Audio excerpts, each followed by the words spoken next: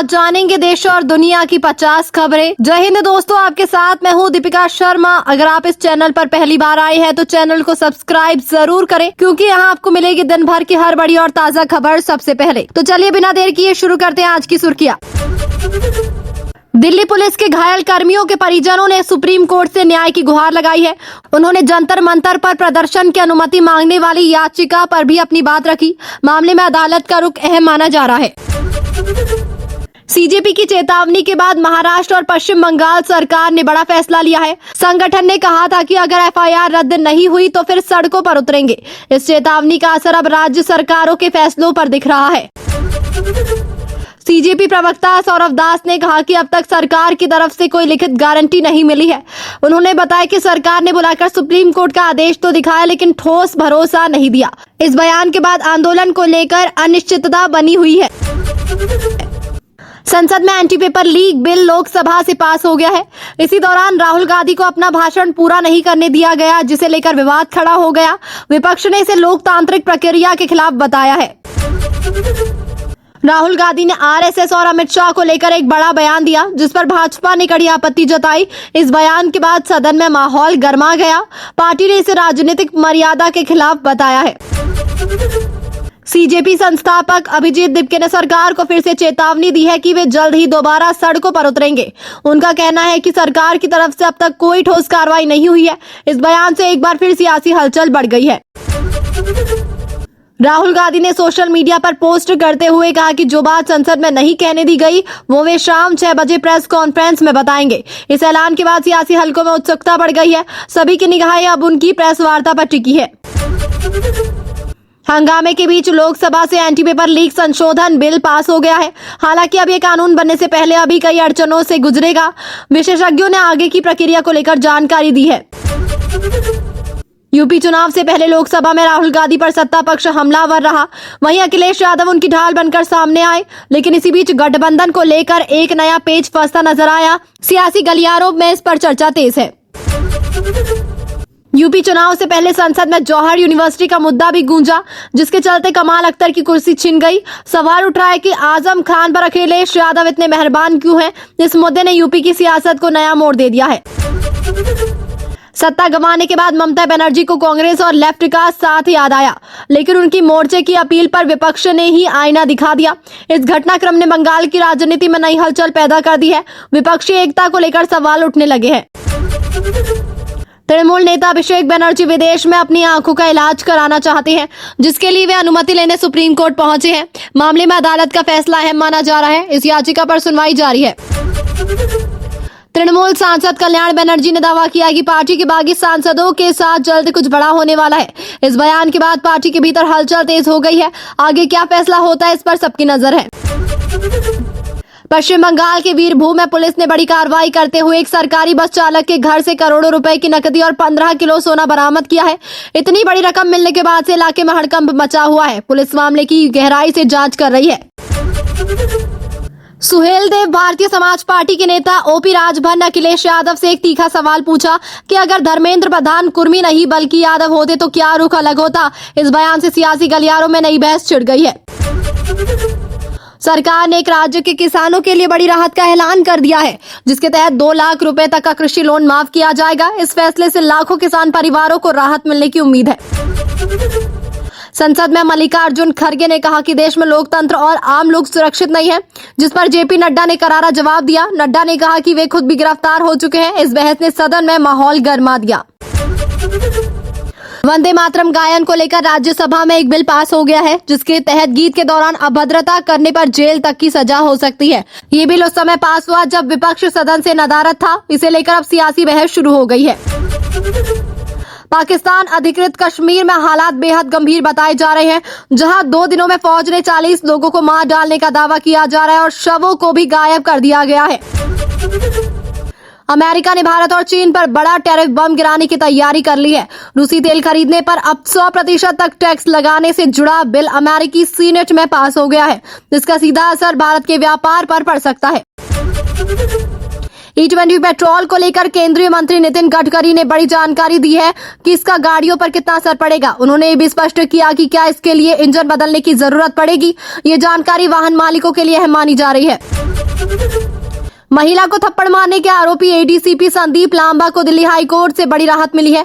अदालत ने टिप्पणी करते हुए पूछा कि अगर भीड़ संसद में घुस जाती तो क्या होता। इस फैसले को लेकर मिलीजुली प्रतिक्रिया देखने को मिल रही है। लोकसभा में राहुल गांधी के गोली वाले बयान पर भाजपा ने पलटवार किया है। पार्टी की तरफ से कहा गया कि जागते हुए जो सोने का नाटक कर रहे हैं उन्हें जगाया नहीं जा सकता। इस बयानबाजी से संसद में तीखी नोक-झोंक देखने को मिली। संसद में जब अभिषेक बनर्जी अपना भाषण दे रहे थे तभी पीछे बैठी महुआ मोइत्रा जोर जोर से हंसती नजर आई और उनका वीडियो तेजी से वायरल हो गया। इस घटना को लेकर सोशल मीडिया पर तरह तरह की प्रतिक्रियाएं आ रही हैं। जंतर मंतर पर मर्यादा तार तार होने का मामला सामने आया है, जहां प्रधानमंत्री को लेकर अभद्र टिप्पणियां किए जाने का आरोप है। पश्चिम बंगाल में पुलिस की एक और बड़ी रेड में एक पूर्व बस चालक के घर से 35 बोरे कैश और 15 किलो सोना बरामद हुआ है। इतनी बड़ी बरामदगी के बाद पुलिस जांच में जुट गई है। मामले की तह तक जाने की कोशिश की जा रही है। प्रियंका गांधी द्वारा प्रोफेसर कामाकोटी को गोमूत्र एक्सपर्ट कहे जाने के बाद उनकी असली शैक्षणिक पृष्ठभूमि और सम्मान को लेकर जानकारी सामने आई है। ये जानकारी लोगों को चौंकाने वाली बताई जा रही है। लोकसभा में केंद्रीय मंत्री जितेंद्र सिंह ने राहुल गांधी को जवाब देते हुए कहा कि गोली चलाने का आदेश मंत्री नहीं बल्कि मजिस्ट्रेट देता है। उन्होंने राहुल गांधी के आरोपों को पूरी तरह बेबुनियाद बताया। इस बयान पर विपक्ष की प्रतिक्रिया का इंतजार है। जितेंद्र सिंह ने आगे कहा कि राहुल गांधी प्रधानमंत्री नहीं बन पाए तो अब आवास के बाहर जाकर बैठ गए। इस तीखी टिप्पणी के बाद सदन में राजनीतिक माहौल और गर्मा गया। कांग्रेस की तरफ से भी पलटवार की उम्मीद है। 2027 के चुनाव से पहले कांग्रेस के भीतर एक सीक्रेट प्लान की चर्चा है, जिसके तहत वरिष्ठ नेता भूपेश बघेल 10 दिन के पंजाब मिशन पर निकल सकते हैं। इसे पार्टी की चुनावी रणनीति का हिस्सा माना जा रहा है। राहुल गांधी के आरोपों को मल्लिकार्जुन खड़गे ने पूरा समर्थन दिया है। उन्होंने कहा कि युवाओं पर हुए जानलेवा हमले के लिए भाजपा जिम्मेदार है। इस बयान से सियासी टकराव और गहरा गया है। 2027 के चुनाव में भाजपा को कितनी सीटें मिल सकती हैं, इसे लेकर अखिलेश यादव के करीबी माने जाने वाले एक व्यक्ति ने अपना सर्वे पेश किया है। इस सर्वे को लेकर सियासी हलकों में चर्चा तेज हो गई है। राजद नेता तेज प्रताप यादव ने तंज कसते हुए कहा कि जैसी करनी वैसी भरनी बोलने वालों का चेहरा देखने लायक हो गया है। उनके इस बयान को लेकर राजनीतिक हलकों में हलचल मची है। महाराष्ट्र की सियासत में शरद पवार के अगले संभावित दांव से कांग्रेस बेचैन नजर आ रही है। वहीं उद्धव सेना भी हतप्रभ है। राज्य में सियासी पारा एक बार फिर हाई हो गया है। पर्यावरण मंजूरी को लेकर सुप्रीम कोर्ट ने एक बड़ा फैसला सुनाया है, जिसके तहत अब पहले ग्रीन क्लियरेंस लेना अनिवार्य होगा। उसके बाद ही किसी भी प्रोजेक्ट का काम शुरू हो सकेगा। इस फैसले का असर कई बड़ी परियोजनाओं पर पड़ सकता है। असम में बाढ़ से अब तक 75 लोगों की जान जा चुकी है। संकट की इस घड़ी में मुख्यमंत्री हिमंत बिस्वा शर्मा ने बड़ा ऐलान करते हुए पीड़ित परिवारों को 9 लाख रुपए तक की मदद देने की घोषणा की है। बिहार के गयाजी में विष्णुपद मंदिर की सुरक्षा व्यवस्था को और मजबूत किया जाएगा। आने वाले पितृपक्ष मेले से पहले जिम्मेदारी बिहार विशेष सशस्त्र पुलिस को सौंपी गई है। बिहार के बेगूसराय में जमीन विवाद को लेकर 100 राउंड से ज्यादा फायरिंग हुई, जिसमें 4 लोगों को गोली लगी। गुस्साए ग्रामीणों ने मौके पर ही 2 बदमाशों को पकड़कर जमकर पीटा। इलाके में तनाव का माहौल बना हुआ है। अभिनेत्री शबाना आजमी ने एक घटना को लेकर अपना दर्द साझा किया, जिसमें उन्होंने बताया कि उन्हें घसीटा गया और उनका कुर्ता तक फाड़ दिया गया। इस दौरान अभिनेता सनी देओल ने बेटे की तरह उनकी मदद की। शादी से इनकार करने पर एक दोस्त ने युवती बालक की हत्या कर दी और घटना को अधजला शव और गैस लीक जैसा दिखाने की कोशिश की। हालांकि एक छोटे से सुराग ने पूरे मामले का पर्दाफाश कर दिया। पुलिस ने आरोपी को गिरफ्तार कर लिया है। पाकिस्तान अधिकृत कश्मीर में उठ रही आवाजों को पाकिस्तान ने दुश्मन का ठप्पा लगा दिया है। पाकिस्तानी मंत्री ख्वाजा आसिफ के इस बयान पर व्यापक स्तर पर बवाल मचा हुआ है। स्थानीय लोगों में इसे लेकर गहरी नाराजगी है। एक दर्दनाक घटना में एक मासूम बच्चे की गुहार, पापा प्लीज नीचे आ जाओ, सुने बिना उसके पिता ने पानी की टंकी से छलांग लगा दी। इस दुखद घटना ने पूरे परिवार को झकझोर दिया है। बच्चा रोता हुआ असहाय खड़ा रहा। जंतर मंतर आंदोलन के बाद अब सीजेपी ने किसान नेता राकेश टिकैत के साथ एक बड़ी बैठक की है। इसे संगठन का नया सियासी दांव माना जा रहा है, जिससे सरकार चौतरफा घिर सकती है। सुप्रीम कोर्ट ने महाप्रभु जगन्नाथ नाम की एक फिल्म पर बैन लगाने से इनकार कर दिया है। अदालत ने कहा कि अगर इस तरह की रोक लगाई जाने लगी तो रामायण और महाभारत जैसी फिल्में भी नहीं बन पाएंगी। तालबेहट हाईवे पर एक बड़ा हादसा हुआ, जिसमें भाजपा प्रदेश अध्यक्ष की कार एक ट्रक से जा टकराई। घटना के बाद इलाके में अफरा तफरी मच गई। हादसे में हुए नुकसान की जानकारी सामने आ रही है। पूर्व प्रधानमंत्री मनमोहन सिंह से जुड़े एक मामले में सुप्रीम कोर्ट ने बड़ा फैसला सुनाया, जिसमें उनके निधन के 1.5 साल बाद उन्हें बरी कर दिया गया। अदालत ने महज 2 मिनट में ये फैसला सुनाया। कांवड़ यात्रा 2026 की सुरक्षा व्यवस्था की जिम्मेदारी 4 खास आईपीएस अफसरों को सौंपी गई है। जानिए कौन है ये अधिकारी जिन पर पूरी यात्रा की सुरक्षा का दारोमदार टिका है। मौसम विभाग ने अगले 4 दिनों के लिए बड़ा अलर्ट जारी किया है, जिसमें आंधी तूफान और भारी बारिश की चेतावनी दी गई है। कई राज्यों में रेड अलर्ट जारी किया गया है। लोगों को सतर्क रहने की सलाह दी गई है। विस्तारित खबर सुनने से पहले हमारी एक छोटी सी गुजारिश है कि इस चैनल को सब्सक्राइब जरूर करें और आप ये वीडियो कहां से देख रहे हैं हमें कमेंट में जरूर लिख के बताएं। तो चलिए शुरू करते हैं। लोकसभा में anti paper leak bill pass होने के साथ ही देश की परीक्षा व्यवस्था में बड़े बदलाव का रास्ता साफ होता नजर आ रहा है। हालांकि इस बिल के पास होने से पहले संसद में जमकर हंगामा हुआ। विपक्ष ने सरकार को परीक्षा प्रणाली की विफलता के लिए जिम्मेदार ठहराया, जबकि सरकार ने कहा कि यह कानून लाखों छात्रों के भविष्य को सुरक्षित करने के लिए लाया गया है। हंगामे के बीच राहुल गांधी अपना पूरा भाषण भी नहीं दे सके, जिसके बाद उन्होंने आरोप लगाया कि उन्हें छात्रों की आवाज संसद में उठाने से रोका गया। सरकार का कहना है कि संशोधित कानून में पेपर लीक करने वाले गिरोह, परीक्षा माफिया और उनके सहयोगियों के खिलाफ पहले से कहीं ज्यादा कड़ी सजा का प्रावधान किया गया है। नए प्रावधानों के तहत लंबी जेल की सजा, भारी जुर्माना और संगठित अपराध से जुड़े मामलों में सख्त कार्रवाई की जाएगी। सरकार का दावा है कि इससे भविष्य में प्रतियोगी परीक्षाओं में होने वाली धांधली पर काफी हद तक रोक लगेगी। वहीं विपक्ष का कहना है कि केवल कानून सख्त बना देने से समस्या खत्म नहीं होगी। विपक्षी नेताओं का आरोप है कि जब तक परीक्षा कराने वाले संस्थाओं की जवाबदेही तय नहीं होगी, तकनीकी सुरक्षा मजबूत नहीं होगी और भर्ती प्रक्रिया पूरी तरह पारदर्शी नहीं बनेगी, तब तक पेपर लीक की घटनाएं रुकना मुश्किल है। कई सांसदों ने संसद में छात्रों के आंदोलन और पुलिस कार्रवाई का भी मुद्दा उठाया। अब इस बिल को कानून बनने के लिए राज्यसभा से मंजूरी और उसके बाद राष्ट्रपति की स्वीकृति मिलना बाकी है। अगर आगे की प्रक्रिया पूरी हो जाती है तो आने वाले समय में देश भर की सभी प्रमुख सार्वजनिक परीक्षाओं पर इस कानून का प्रभाव देखने को मिल सकता है।